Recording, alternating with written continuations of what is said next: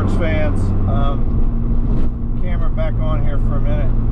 We're not in an area, we're on the historic Route 66, but if you look ahead there, you see on the right hand side, work zone, 45 miles an hour.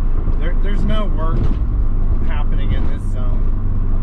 They just set up those speed limit signs for about, I don't know, 15 miles. There was some construction right when we first got on Route 66, but there's nothing planned for down here. They just decided let's just make it all a big speed trap. Normally this would be a place we would be going real fast, and now we're doing 57, which is still a little bit pushing it, but what we are gauging our speed since the speedo quit working in the red. And a future project for all of you Z32 owners that have your speedo quit working, which is evidently it happens to everyone, but it only happened to this car after we upgraded to a brand new modded motor.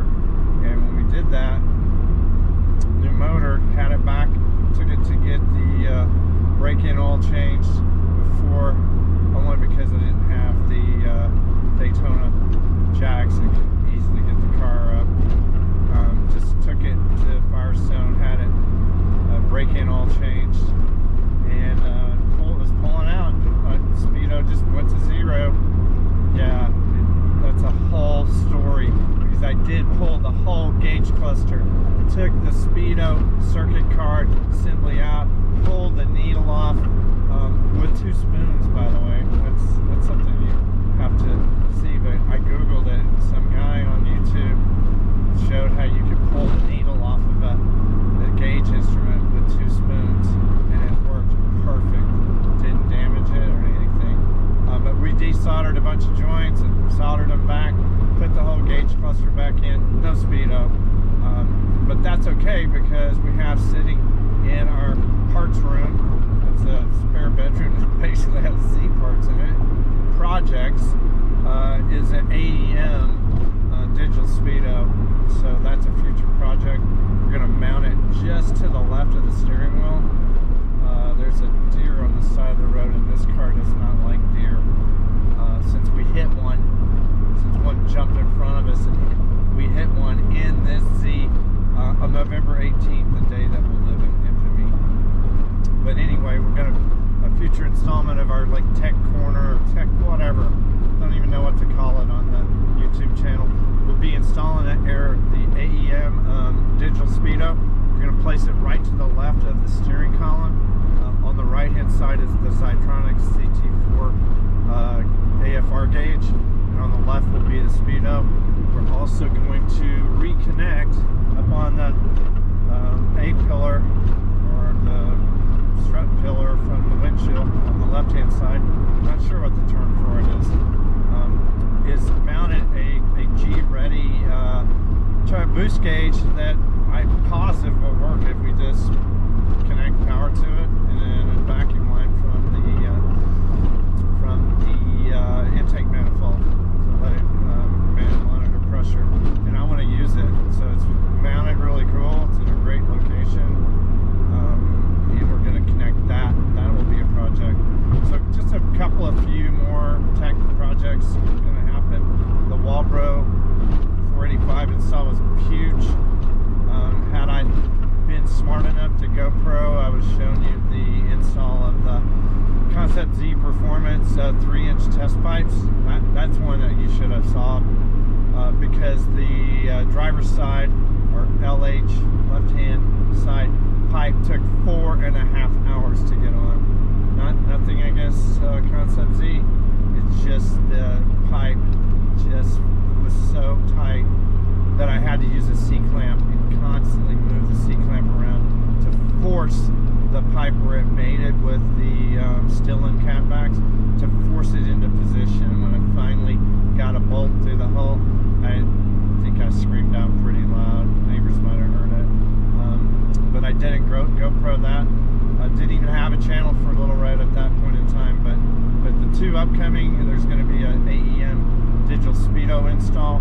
We're going to connect the G-Ready boost gauge, which will be really great. It's right up here on the left on the windshield column, and so those are upcoming. In the meantime, we've got a ton of footage that you haven't seen. It's going to be along with this test drive video on the YouTube channel, The Baddest Z in the Land, and so that'll be great. That's coming up. We'll upload all the footage from the Walbro install, and now we're out driving. The next thing that you'll see, a big thing that you'll see, is we're going to be GoProing and then uploading the videos to the YouTube channel for the upcoming WeGo World Series car show in Ardmore, Oklahoma, this next Saturday, March 25th. We're going to GoPro the heck out of that thing, so there's going to be a ton of footage. There should be some sick cars there, and probably some super cool people. There's always cool people at car shows. Car show people and people with cool cars are the coolest people. They just are. And if you're watching this video, you're one of them, or you wouldn't even be watching it. So if you're not a car person and you are watching this video, then you should be ashamed of yourself enough so that you go out and get a cool car, and then you'll be in the club, and you can hang with us, do what we do, which is fix up and mod and upgrade really cool cars until they're like show quality, and go super fast. So we don't want just a pretty car.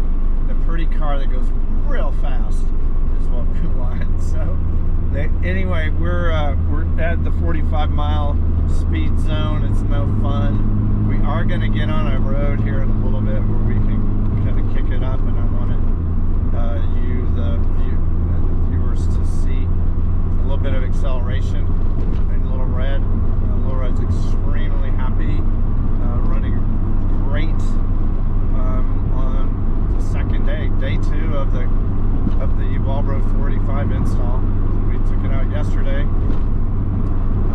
on just for, I don't know, probably about an hour and a half drive. And we're out on a drive now, and beautiful sunny afternoon.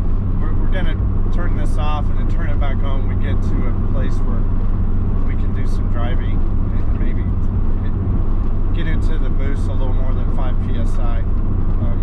Thinking that maybe something around 10 would be pretty exciting. And just for your information, the Concept Z Performance 0 G5 turbos that are on this brand new motor that just went over 2,000 miles. We have 2,000 miles on a brand new super built motor. Those turbos are rated at 274 horsepower each at 12 psi. We have not hit 12 psi yet because I was a little nervous about getting into the throttle that much with the Aeromotive 340 Stealth fuel pump, only because I put it in hastily. I used the factory wiring harness. I basically placed it in the exact same location as the OEM fuel pump, and had a hose running from the bottom of it where its fuel sock really wants to connect. It was kludgy. I'm not proud of it, but it was for one purpose, and that was to get the car running and get it to Darrell Starboard, because the factory OEM fuel pump and fuel pump control unit went out like with a 10 days before Darrell Starboard. So I had to act fast and get an aftermarket fuel pump. I got the Aeromotive from Concept Z. We threw it in, got the car running, and got it to Darrell Starboard where it won Sports Custom, and that's an amazing thing. Sorry I also did not GoPro that event. That was epic, life-changing, and I mean once in a lifetime to go from local car shows, which are absolutely fine, and I enjoyed every one of them in 2021, to the big stage and to win at very first time out at Darrell Starboard. It was huge, but we did the install of the Aeromotive 340 just to get the car running, and get it to Darrell Starboard, and knowing that once we got it past the show and got it back home again, that we're going to do a full fuel pump upgrade, and with the help of and advice and consult of Nick Letzum at Concept Z Performance and Sebastian at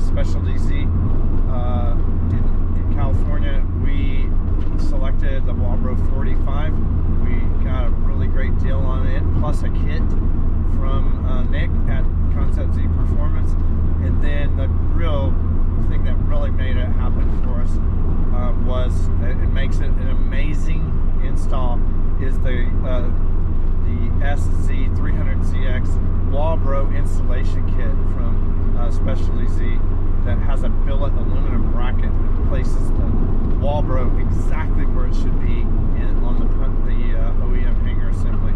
So shout out to both of those, Concept Z Performance. Nick's been great to us, giving us many discounts through the entire engine build of the Z, and now our new friend and an amazing tuner and serious expert on the Z32 platform, Sebastian at Specialty Z. We got a real solid fuel system in the Z now, and that includes the Aeromotive Phantom fuel pump wiring harness, dedicated wiring with a circuit breaker, its own relay. It's really done right. And a partial shout out to Radium Engineering. So Radium Engineering makes a pass-through connector set, an internal kit part piece that fits in the